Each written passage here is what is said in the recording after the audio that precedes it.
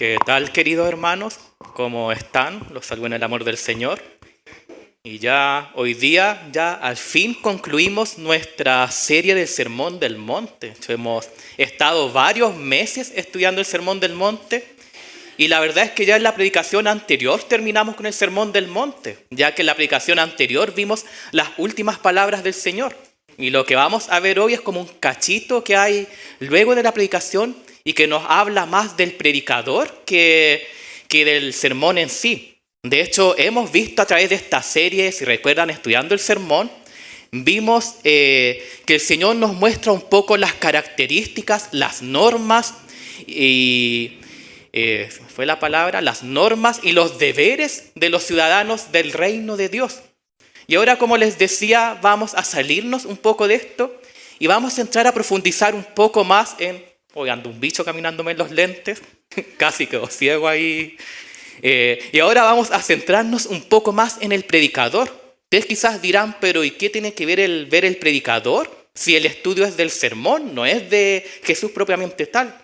Pero entender quién es este predicador, quién es este Jesús de Nazaret que nos dio estas enseñanzas, nos sirve también para saber cómo debemos nosotros tomar el sermón del monte y cómo debemos llevarlos en práctica en nuestra vida. Así que vamos a ir al texto de hoy, que es Mateo 7. Mateo 7, vamos a leer los versículos 28 y 29. Bien, y ya que son solo 2 versículos, me gustaría que hiciéramos un poco así a los Sami y que podamos leer todos juntos este pasaje. Así que esperar ahí a que todos los tengan en su Biblia. Igual ya está proyectado si alguno anda sin Biblia para que pueda leerlo ahí adelante. Así que a la cuenta de 3, hermanos, les vamos a dar lectura todos juntos a Mateo 7, versículos 28 y 29. Así que a la cuenta de 1, de 2 y de 3. Y cuando terminó Jesús estas palabras, la gente se admiraba de su doctrina, porque les enseñaba como quien tiene autoridad y no como los escribas. ¿Por qué se maravillaban estas personas? Porque les enseñaba como quien tiene autoridad y no como los escribas. La verdad es que muchas personas, hermanos, cuando leen el Sermón del Monte, ellos, independientes si son cristianos o no, ellos aceptan que este sermón encierra una gran verdad. Ellos ven aquí al verdadero Jesús de Nazaret, a este maestro moral del que tanto se habla dentro del mundo, tanto sea cristiano como no cristiano, y ven acá lo esencial de la de la enseñanza de este Jesús. Ven acá que está el centro de su mensaje antes de que fuera elevado, como dicen algunos, por sus intérpretes. Ellos acá ven a ese Jesús original, a ese Jesús histórico, por verlo de alguna forma, porque si ustedes preguntan a gente de afuera si ellos creen en Jesús, probablemente muchos le digan que sí. Pero ahora si ustedes les preguntan si ellos creen que este Jesús es el Dios, es el Mesías, ahí cambia la cosa. Probablemente muchos le digan que no, porque la gran mayoría de personas no ponen en duda que Jesús sí haya existido, que Él sí haya estado acá en la tierra. Pero ellos lo ven simplemente como un maestro más, como este Jesús original, este gran maestro con una ética clara y sin ningún dogma, que era un gran profeta de la justicia. Él no buscaba satisfacerse, no pretendía ser más que un simple maestro humano, como dicen muchos, y que nos enseña cómo debemos hacer el bien y a amarnos los unos a los otros. De hecho, muchas personas armonizan con este Jesús que se nos presenta en el Sermón del Monte, pero son incapaces de ver a este Jesús como el Jesús del dogma que se nos presenta en el resto del Nuevo Testamento. Pero cuando empezamos a analizar el Sermón del Monte, como bien hemos hecho a lo largo de esta serie, vemos lo compleja de la enseñanza del Señor. Vemos este bosquejo que hace Él de la contracultura cristiana, de su llamado a un discipulado radical. Por tanto, cuando vemos a fondo su enseñanza, podemos notar que verdaderamente se hace imposible el hacer esto de separar al Jesús del Sermón del Monte del resto del Jesús que se nos presenta en el Nuevo Testamento. El predicador del Sermón del Monte es ese mismo Jesús divino, sobrenatural, dogmático que se nos presenta en el resto del libro. Entonces, cuando leemos el Sermón del Monte, cuando alguien se enfrenta a este gran sermón, la pregunta que nos queda hacernos es: ¿quién es este predicador? Como se titula justamente la predicación de hoy. ¿Quién es este maestro? De hecho, justamente leíamos que lo que impresionó a sus oyentes, a los primeros oyentes de este sermón, fue justamente la completa autoridad con la que el Señor habló acá. Vemos que Él en ningún momento vaciló, no titubeó, no le gritaba la pera ahí mientras Él hablaba, sino que Él con una completa autoridad vino a hablar de la ley de Dios, vino a presentarla. Tampoco se fue por la otra rama de ser un predicador rimbombante, de utilizar palabras hermosas, de usar palabras académicas que solo algunos entendieran. No, Él con palabras simples habló con toda autoridad y nos declarando la ley vigente para los ciudadanos del reino de Dios. Y vemos que la gente se admiraba, se maravillaba al escuchar a este predicador, al escucharlo hablar de la Torá, de la ley de Dios con tanta autoridad. Por lo tanto, ahora para concluir esta serie, como ya les había adelantado, el día de hoy nos vamos a centrar en la autoridad de Jesús. ¿Sobre qué está fundamentada esta autoridad? ¿Cuál era la propia conciencia que tenía Jesús mismo sobre él y que lo condujo a hablar de esta manera al dar el Sermón del Monte? Y ahora, pensando en que estamos estudiando el Sermón del Monte, ¿qué indicios nos da el sermón mismo de cómo Jesús entendió su identidad y su misión acá en la tierra? Y para esto vamos a ver 7 puntos, y yo siempre trato de no pasarme de 45 minutos cuando predico, así que voy a tratar de que hoy no sea la excepción. De hecho, no busco competir ahí con el resto de los predicadores, así que vamos a tratar de hacerlo rápido, pero no por eso de dejar nada de lado. Así que vamos al primer punto. En primer lugar, veamos la autoridad de Jesús como maestro. Jesús acá en el sermón se nos hace evidente que Él se ha adjudicado el derecho de enseñar la verdad absoluta. Si bien Jesús era judío, vemos que su mensaje no fue un mensaje exclusivamente judío. Si bien Él interpretó la ley de Moisés, vemos que lo hacía de tal forma que Él dejaba en claro que esta ley provenía de Dios mismo.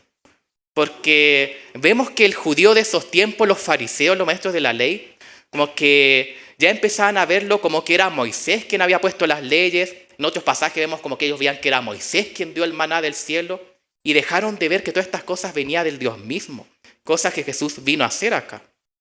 Y lo que tenía que decir Jesús acá en este sermón no se hallaba condicionado a un simple pueblo, no se hallaba condicionado a un pequeño territorio, a una única cultura, sino que era un mensaje absolutamente universal. Y por lo mismo es que Jesús acá habló como aquel que sabe de lo que está hablando. De hecho, en otra ocasión Jesús mismo dice: lo que sabemos, hablamos. Y puesto que Jesús tenía completa claridad de lo que estaba hablando, por lo mismo que Él sabía muy claramente quién sería grande en el reino de Dios y quién sería pequeño. Él sabía muy bien quién era bienaventurado a los ojos de Dios y quién no lo era. Sabía muy bien cuál era el camino que conducía a la vida y cuál era el camino que conducía a perdición. Con plena confianza en sí mismo, el Señor declaró quiénes heredarían el reino de los cielos, quiénes heredarían la tierra, quiénes obtendrían misericordia, verían a Dios y serían aptos para ser llamados hijos de Dios. Cuando leemos todo esto, es normal que uno se asombre. ¿Cómo este predicador podía estar tan seguro de lo que estaba hablando? La verdad, hermanos, es que acá cuando los comentaristas y los teólogos estudian este pasaje, se han dicho muchas cosas, pero varios han llegado a la misma conclusión. Un teólogo bastante conocido de la Reforma, llamado Spurgeon, él dice que Jesús acá habla con la autoridad del rey. Él habla como un verdadero rey. Otros teólogos agregan que él habla como aquel que forja la ley. De hecho, como ya le adelantaba y como hemos visto, Jesús claramente acá está hablando justamente de eso. Él está dando acá las normas, está declarando cuáles son las formas en que se debe conducir los ciudadanos del reino. Verdaderamente Él está hablando como el rey, como aquel que forja la ley. Y sus oyentes, cuando lo oían claramente, hacen lo natural en el ser humano. Cuando nosotros oímos a un predicador ¿qué tendemos a hacer? A compararlos con otros predicadores, pues hermanos, ¿o no? Y justamente es lo que hicieron estas personas. Ellos lo contrastaban con los otros maestros que habían oído antes, con los que se hallaban familiarizados y que principalmente eran los escribas. Y lo que más le impactaba de Jesús era que él enseñaba como alguien que tenía autoridad plena y no como los escribas. ¿Y por qué no como los escribas? Porque los escribas a la hora de enseñar, ellos antes recolectaban información, se dedicaban a estudiar los textos, a estudiar los comentarios, buscaban precedentes y ellos la única autoridad que reclamaban era el apoyo de los nombres famosos en que se tomaban. Si ellos tenían alguna autoridad para hablar, era la autoridad de los grandes rabís en los que se tomaban para dar sus enseñanzas. Pero vemos que Jesús acá no cita a ningún rabí, él no cita a Gamaliel, no cita a ningún otro gran maestro, no. Jesús habla únicamente con su propia autoridad. De hecho, Jesús ni siquiera había recibido formación de escriba alguno. Él escandalizaba a los altos cargos a la hora de barrer con las tradiciones de los ancianos. No tenía especial reverencia a la hora de hablar de las convenciones sociales. Hablaba con una frescura tal que algunos se maravillaban, mientras que otros se escandalizaban al oírlo. Pero por otro lado vemos que Jesús tampoco habló o enseñó como los profetas del Antiguo Testamento. Porque los profetas del Antiguo Testamento hablaban de parte de Jehová para que la voz de Dios se oyera a través de sus labios. De hecho, cuando leemos los profetas se darán cuenta que generalmente sus textos parten como así ha dicho el Señor, o así ha dicho Jehová, o palabra de Jehová de los ejércitos es esta, etcétera, etcétera. Jesús, por el contrario, él cuando hablaba decía, de cierto os digo. De hecho, en el Sermón del Monte encontramos 5 veces esta frase, de cierto os digo, atreviéndose así a hablar bajo su propia autoridad y en su propio nombre, que él sabía era idéntica a la autoridad del Padre. Ahora debemos entender que esto no significa que él estuviera contradiciendo a Moisés. De hecho, él más adelante lo dice, sino más bien lo que Jesús viene a contradecir acá, a hablar con toda autoridad, son las corrupciones de aquellos escribas, de aquellos fariseos que habían tergiversado esta ley de Moisés. Entonces, en primer lugar, podemos ver que Jesús tiene la autoridad del Maestro verdadero, porque Él mismo es quien ha dado la ley, por tanto, con toda autoridad puede hablarnos y presentarnos las normas de los ciudadanos del reino. En segundo lugar, podemos ver a Jesús como el Cristo, como el Mesías. De hecho, hay evidencia tanto en el Sermón del Monte como en muchas otras partes de sus enseñanzas de que Jesús tenía una claridad plena de que Él había venido al mundo con una misión. Muchas veces Él dice, he venido. En otras ocasiones, Él mismo se presenta como aquel que ha sido enviado por Dios. Insistió en que Él no vino para abrogar la ley, justamente lo que le hablaba previamente, sino por el contrario. Él dijo que ha venido para cumplir con la ley y los profetas. Y a simple vista esta pretensión del Señor nos puede parecer algo bastante inocente. Quizás un judío al oírlo haya dicho, oye, este es un verdadero judío que viene a cumplir con la ley, que quiere hacer la ley al pie de la letra. Pero si reflexionamos en su plenitud, vemos que esto tiene una implicación bastante más profunda. Lo que Jesús está aseverando al decir que Él viene a cumplir con la ley es que todas las profecías y predicciones de la ley y de los profetas se cumplen en Él. Y por tanto, todo el Antiguo Testamento converge en Él. Jesús no se consideraba a sí mismo como un profeta, ni siquiera Él se consideraba como el más grande de los profetas, sino como aquel en quien se cumple toda la profecía. De hecho, algo así vemos cuando Él lee el texto de Isaías en la sinagoga, que justamente es un pasaje mesiánico. Él lo lee y dice, hoy se ha cumplido esta palabra. Él vino a cumplir todo ese mensaje que se nos presenta en la ley y en los profetas. Con Él ha llegado el tiempo del cumplimiento. Con Él se han cumplido todas estas expectativas que tenía el pueblo de Israel de este Mesías que vendría a salvarlos. De hecho, Jesús, ¿cómo parte su ministerio? Diciendo que el tiempo se ha cumplido y el reino de los cielos se ha acercado. El mismo Jesús ha inaugurado el reino con su primera venida y por esto tiene toda autoridad Él de admitir a gente en Él y de otorgar bendiciones. Jesús sabía claramente que Él era el Mesías del que tanta expectación se tenía en el Antiguo Testamento. Entonces, en segundo lugar, hermanos, podemos ver que Jesús habla con la autoridad del Mesías esperado, de aquel en quien se ha cumplido todo el Antiguo Testamento. En tercer lugar, podemos ver la autoridad de Jesús como Señor. Y ya si recuerdan un poco los pasajes previos que hemos estudiado del Sermón del Monte, ya podemos ver que el título Señor que se nos presenta acá en el Nuevo Testamento no necesariamente implica una conciencia de su autoridad divina. No necesariamente cuando uno lo trata de Señor está consciente de su divinidad. De hecho, la palabra griega que se emplea como Señor es la palabra Kyrios y que denota Señor, tutor o maestro. Que habla Señor en relación a aquel a quien debemos obediencia. Y por lo mismo es que la palabra Kyrios estaba únicamente reservada para hablar del emperador, del César romano.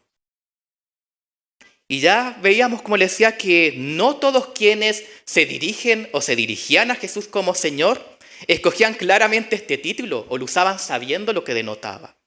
En el sermón Jesús se refiere a quienes lo llaman Señor, Señor. Y Él no se queja por el hecho de que sus seguidores lo llamen Señor, sino por el contrario. Él se queja por el hecho de que lo utilizaban a la ligera sin entender su verdadera implicancia. De hecho, Lucas aclara esto en su versión, por decirlo de alguna forma, de cómo él recogió el Sermón del Monte. Ya que él dice, ¿por qué me llamáis Señor, Señor? Y no hacéis lo que yo digo.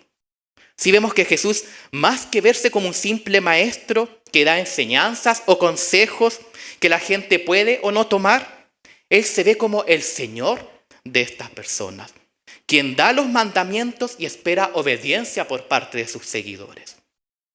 Por tanto, al ver esto vemos que claramente Jesús era distinto al resto de los rabí, al resto de los maestros judíos de la época. Porque los alumnos de un rabí se sentaban a los pies del rabí mientras el rabí les enseñaba de la Torá. Por un lado, en un sentido, Jesús sí, también fue rabí porque él también enseñó la Torá a sus discípulos. Pero él no se la enseñó con la única intención de que ellos absorbieran sus enseñanzas, sino que él también buscaba que sus seguidores se dedicaran plenamente a él. Y por esto es que él es el maestro y Señor. Por esto es que vemos que sus discípulos no simplemente una vez que Jesús murió, sus discípulos no se convirtieron en simples rabís que continuaron llevando las enseñanzas de Jesús, sino aún más ellos se convirtieron en testigos de él. Porque sabían que no solamente era un simple maestro, sino que era también el Señor de sus vidas. En cuarto lugar, podemos ver la autoridad de Jesús como el Salvador. Y al leer el Sermón del Monte, yo creo que se nos hace bastante claro, de hecho podemos ver muy claramente que Jesús conocía cuál era el camino de la salvación y lo que estaba enseñando en relación a la salvación. De hecho, él fue capaz de declarar quién era bienaventurado y quién no lo era. Pudo indicar claramente esta puerta estrecha que nos lleva a ese camino difícil de la vida de la salvación. Y fue muy claro también sobre cuál casa resistiría la tormenta del juicio y cuál fundamento era el que debíamos tomar si queríamos aguantar este juicio. Pero si empezamos a entrar más a fondo, vemos que Jesús no solamente en el Sermón del Monte enseñó de la salvación, sino que además Él otorgó salvación a lo largo de este sermón. En las mismas bienaventuranzas vemos a Jesús en el papel de quien otorga las bendiciones y otorga el reino mismo. De hecho, el teólogo J. Schneewin, no lo voy a repetir porque apellido más complicado, dice que las bienaventuranzas son testimonios de Jesús encubiertos sobre sí mismo como salvador de los pobres, como salvador de los que lloran, de los mansos, etcétera, etcétera. A través de las bienaventuranzas podemos ver a Jesús como el salvador de todo este grupo minoritario. De hecho, consideremos cómo Jesús vino a definir a sus seguidores. Él dijo que sus seguidores serían la sal y la luz del mundo. Y como ya se ha dicho varias veces, incluso se recordó cuando se predicó de este pasaje, la sal no solamente se utiliza para sazonar la comida, sino que en aquella época también se utilizaba para preservar los alimentos. Entonces, al decir que sus seguidores son la sal, está diciendo que ellos han venido acá a rescatar al mundo de su putrefacción. También son la luz que han venido a iluminar de las tinieblas. Pero ¿por qué sus seguidores pueden hacer esto? Porque son seguidores de este maestro bueno, de este maestro que en primer lugar es la luz del mundo. Jesús mismo es la luz del mundo y por lo mismo sus seguidores también, si nos cimentamos en él, podemos iluminar al resto del mundo. De hecho, es significativo cuando leemos lo que sigue el Sermón del Monte en Mateo. Si ustedes continúan leyendo Mateo, van a ver que Jesús continúa la historia con Jesús sanando enfermos. Y más adelante en el capítulo 9, no solo eso, sino que además lo vemos otorgando perdón a un paralítico. O sea, vemos justamente a Jesús en su rol de Salvador del mundo.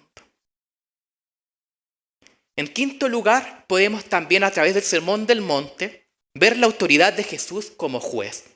De hecho, todo el Sermón del Monte se predicó en un trasfondo claramente del día del juicio venidero que viene de una forma inminente. Cuando leamos el Sermón del Monte podemos ver que está claramente implícito este día del juicio inminente. Jesús sabía que este día del juicio es una realidad y deseaba que también fuera una realidad en la mente de sus seguidores. Así que por esto es que él declaró cuáles son las condiciones para la salvación y advirtió acerca de cuáles son las causas de la perdición del hombre, especialmente en su retrato gráfico de los dos caminos y los dos destinos. También vemos que Jesús, a la hora de hablar del juicio, él nos muestra que este juicio gira en torno a él. En primer lugar, vemos que él mismo se presenta como quien será el juez, quien oye la evidencia y dictará la sentencia del pueblo. Él dice que en aquel día dirá, muchos me dirán, Señor, Señor, y entonces yo les declararé. Nadie sino solo Jesús será quien decidirá el destino de los hombres. En segundo lugar, vemos que él mismo será el criterio del juicio. La gente pondrá como evidencia el uso que haya dado del nombre de Jesús, que haya dado del nombre del Señor durante su ministerio. Pero el Señor nos deja claro que esta evidencia es algo inadmisible, que de hecho es algo que no viene al caso como una evidencia, porque Él les responderá, nunca os conocí. El destino de las personas no depende de que ellos únicamente conozcan el nombre del Señor.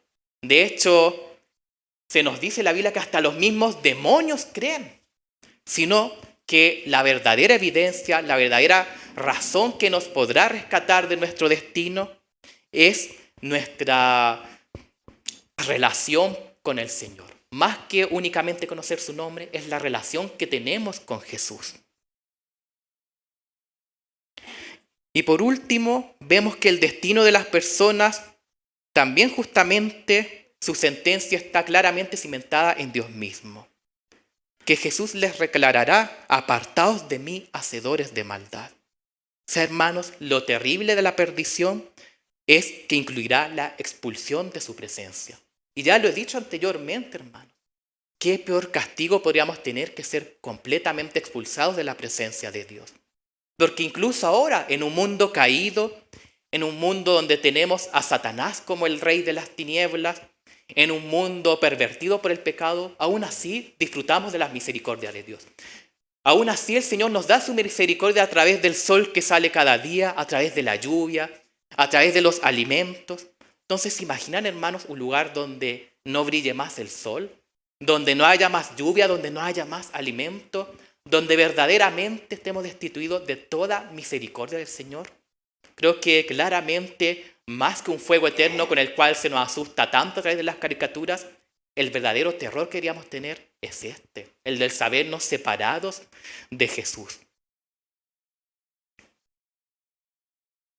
En sexto lugar, vemos la autoridad de Jesús como Hijo de Dios. A lo largo del Sermón del Monte, Jesús nos ofrece una doctrina bastante completa de Dios. Si empezamos a estudiar a profundidad el Sermón del Monte buscando qué nos dice Jesús sobre Dios, podemos ver que nos presenta a Dios como el Creador, como ese Dios viviente del orden natural que, como les decía previamente, da sol y da lluvia, da alimento a las aves, aquel Dios que provee a la flor de su vestidura, que da al ser humano lo necesario para vivir. Y no solo eso, también nos presenta a Dios como aquel rey cuyo reinado justo y salvífico ha venido a irrumpir en las vidas de los hombres a través de Cristo. Pero sobre todo, y de nuevo por medio de Jesús, nos viene a presentar a Dios como nuestro Padre. De hecho, no solo acá, sino en varios pasajes de los Evangelios, vemos que Jesús constantemente se refiere a Dios cuando habla a sus discípulos, vuestro Padre que está en los cielos. Cuando le enseña a orar como Padre nuestro. De hecho, incluso más de una vez Jesús dice la voluntad de mi Padre a la hora de hablar, de decir por qué hacía las cosas que hacía, de por qué sanaba. Ahora bien, cuando vemos esto tenemos que verlo con especial cuidado, porque no sé, hermanos, si ustedes han notado que cuando Jesús habla a sus discípulos y se refiere de vuestro Padre, Él como que siempre, Él no se considera a la hora de hablar de esto. Debemos notar que Él es muy enfático a decir vuestro Padre que está en los cielos. De hecho, la única vez que lo vemos decir nuestro Padre es justamente cuando le enseña a orar, pues cuando les dice ustedes cuando oren, entre ustedes tienen que orar así, Padre nuestro que estás en los cielos. Pero Jesús siempre se mantenía separado, hablaba de vuestro Padre y de mi Padre que está en los cielos, como que había una especie de separación. Porque Jesús, hay que entender que Él no tenía duda de que Dios es su Padre, pero lo que Jesús también tenía claridad era que su relación con el Padre, su relación de hijo, era completamente diferente a la nuestra que tenemos con Dios como Padre. De hecho, más adelante, Él declara un pasaje que nos puede ayudar a entender un poco esto. Dice, todas las cosas me fueron entregadas por mi Padre, y nadie conoce al Hijo, sino el Padre, ni al Padre conoce a alguno, sino el Hijo, y aquel a quien Hijo lo quiera revelar. O sea, Él es el único que como Hijo ha estado sentado ahí junto al Padre. Que yo creo que acá ninguno es capaz de decir que ha estado frente al Padre, que ha conocido al Señor cara a cara. De hecho, en el mismo Antiguo Testamento vemos que son pocos los que tuvieron el privilegio de poder encontrarse con Dios cara a cara. Y cuando se encontraron, se espantaron. Se dice que cayeron como muertos producto de su pecaminosidad, de lo inmundo que ellos eran y de la santidad que irradia el Señor en su trono. Pero lo interesante es que vemos que Jesús a lo largo del sermón, Él no se dedica acá a explicar en ningún caso de manera explícita cómo es esta relación exclusiva que Él tiene como Hijo de Dios. Pero de forma implícita Él sí la revela, justamente a través de estos pronombres, cuando Él se refiere de Dios como mi Padre, como Padre nuestro o como vuestro Padre. Y por último, y uno de los más importantes creo yo, y como les decía, uno de los que más les cuesta asumir a las personas a la hora de hablar de Jesús, es la autoridad de Jesús como Dios. O sea, ya hemos visto en el punto anterior que está completamente claro que Jesús conocía a Dios como su Padre y que también Él sabía cuál era su propia calidad de hijo y que ésta era única en el Señor. Por tanto, ahora, teniendo esto en consideración, podemos dar un paso más adelante y ver que incluso Jesús se consideraba a la par con Dios. No que Él lo haya mencionado de manera explícita en el pasaje. Porque cuando leemos el Sermón del Monte, y si recuerdan los pasajes anteriores, las explicaciones anteriores, en ningún momento hemos visto que Jesús a lo largo del sermón haya dejado en claro que Él era Dios, ha dejado en claro que Él estaba a la par con Dios. Pero cuando vemos su forma de hablar de sí mismo y sus prerrogativas divinas, podemos ver que esto implica de manera implícita que Jesús estaba a la par con Dios y que Él tenía absoluta claridad de esto. Y vamos a ver 3 ejemplos de estos. El primer ejemplo lo tenemos en la bienaventuranza final. Si recuerdan las bienaventuranzas, veíamos que todas las bienaventuranzas se encuentran escritas en tercera persona. Bienaventurados los pobres, bienaventurados los mansos, bienaventurados los que tienen hambre y sed de justicia, bienaventurados los que lloran, siempre en tercera persona. Mientras que la novena bienaventuranza cambia la cosa. Y esta la encontramos que se halla en segunda persona. Y una de las razones por qué esta, a diferencia del resto de las bienaventuranzas, se halla exclusivamente dirigida a sus discípulos. ¿Y qué es lo que decía esta bienaventuranza? La tengo aquí escrita para que no la tengan que buscar y se las voy a leer. Bienaventurados sois cuando por mi causa os vituperen y os persigan y digan toda clase de mal contra vosotros mintiendo. Gozaos y alegraos, porque vuestro galardón es grande en los cielos, porque así persiguieron a los profetas que fueron antes de vosotros. La verdad, hermano, es que si estudiamos a fondo las palabras del Señor en esta última bienaventuranza, la analogía que él hace acá resulta verdaderamente impresionante, ya que la lógica de las palabras del Señor es esta. Él espera que sus seguidores pasen persecución por su causa y asemeja la persecución que van a pasar sus seguidores con aquella persecución que pasaron los profetas del Antiguo Testamento. Ahora bien, recordemos que los profetas del Antiguo Testamento fueron perseguidos por la fidelidad que tenían a Dios, mientras que por otro lado, los seguidores de Jesús serán perseguidos y ya fueron perseguidos y aún son perseguidos ahora por su fidelidad con Cristo, por su fidelidad con Él. Entonces vemos que, por un lado, si Jesús compara a sus discípulos con los profetas de Dios, también él mismo se está comparando y equiparando con Dios.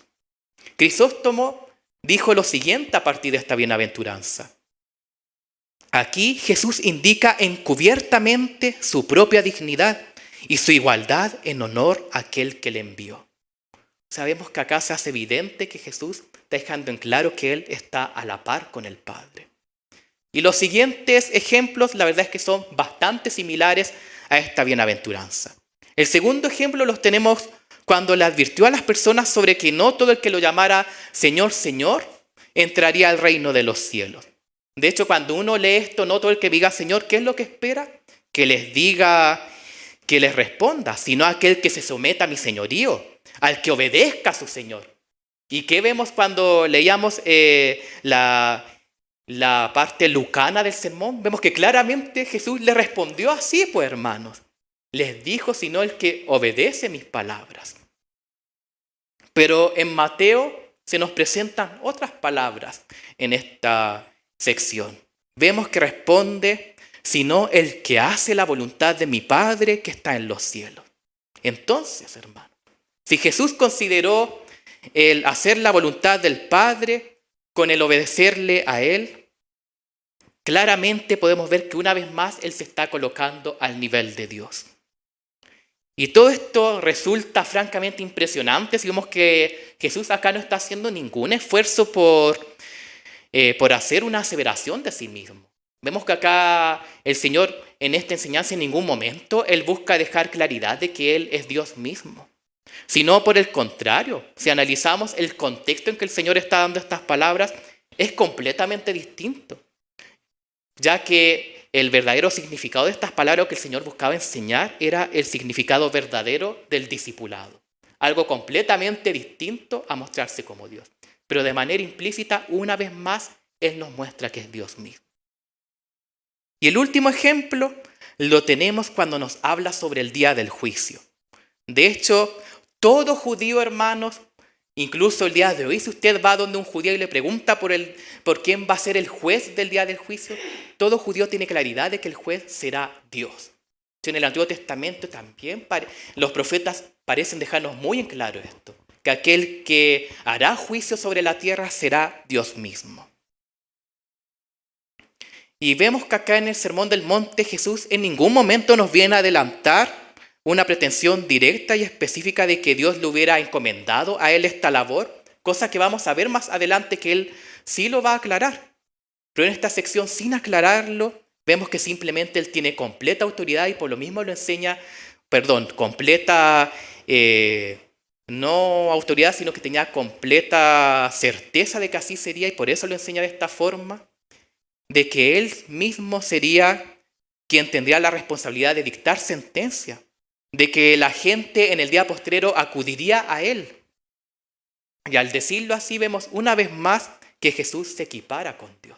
Dejen claro que Él es el Dios mismo. Entonces, ¿qué podemos ir concluyendo cuando vemos todo esto, hermano? ¿Qué podemos concluir cuando vemos la autoridad con la que Jesús vino a dar este sermón del monte? Volviendo a la pregunta del inicio, ¿podemos entonces ver al Jesús del Sermón del Monte como un simple maestro humano? ¿Podemos separarlo de este Jesús divino que se nos revela en el Nuevo Testamento? Creo que claramente ya tenemos la respuesta. Pero quiero leerles una cita del texto El Sermón del Monte de John Scott, que me parece maravilloso como él retrata esta respuesta. Dice lo siguiente: aquí pues está su Jesús original, su maestro de justicia, simple, inofensivo, cuyo sermón del monte contiene ética clara y no dogmas. Enseña con la autoridad de Dios y dicta la ley de Dios. Espera que la gente construya la casa de sus vidas sobre sus palabras y agrega que solo aquellos que lo hacen así son sabios o prudentes y serán salvos. Dice que ha venido a cumplir la ley y los profetas. Es el Señor al que se debe obedecer y el Salvador que otorga bendición. Se atribuye a sí mismo el papel central del drama del día del juicio. Habla de Dios como su Padre en un sentido único. Y finalmente implica que lo que Él hace, Dios lo hace. Y que lo que la gente le hace a Él, se lo está haciendo a Dios. Hermanos, vemos que el Señor, sin decirlo de forma textual, cuando comenzamos a desmenuzar este pasaje, se nos hace evidente que el Jesús que habla en el Sermón del Monte es el mismo Jesús que se nos presenta en el resto del libro. Es ese mismo Jesús divino, ese mismo Jesús Señor, Salvador, Mesías, juez, Hijo de Dios, Dios mismo. Y por lo mismo, con esta misma autoridad, es que Jesús a lo largo del Sermón del Monte nos ha venido a presentar el diseño de esta sociedad que Dios espera en la tierra, de esta ciudadanía en los cielos que el Señor anhela. ¿Cómo debemos guiarnos si somos verdaderos ciudadanos? Estas normas que el Señor nos ha presentado acá son los valores y las prioridades del reino de Dios. Sí, pues cuando Jesús, hermanos, nos llama hacia sí mismo, cuando Jesús nos llama a seguirlos, nos llama a esto mismo. No nos llama a otra cosa que a cumplir con lo que hemos aprendido en el Sermón del Monte. Si verdaderamente, hermanos, hemos entendido el Sermón del Monte, el Señor nos está llamando una vez más a andar en contra de la cultura. O con otras palabras más entendibles, nos llama a andar contracorriente. Como cierto grupo de jóvenes por ahí, pero nunca van a poder igualarse al grupo de jóvenes de acá de Julio Dávila. Pero hay que aceptar que tienen un buen nombre ese grupo de jóvenes. Porque así debemos guiarnos, hermanos. Debemos guiarnos contracorriente. No debemos dejarnos seducir por la cultura. No debemos dejar que las culturas sean las que entren a la iglesia, sino al contrario. Nosotros debemos llevar nuestra contracultura al resto del mundo, hermano. ¿Y por qué Jesús nos llama a esta contracultura? Porque hemos visto que Él mismo es el Señor de la contracultura, hermano. Así que lo invito a que se puedan poner en pie, que podamos orar, hermano.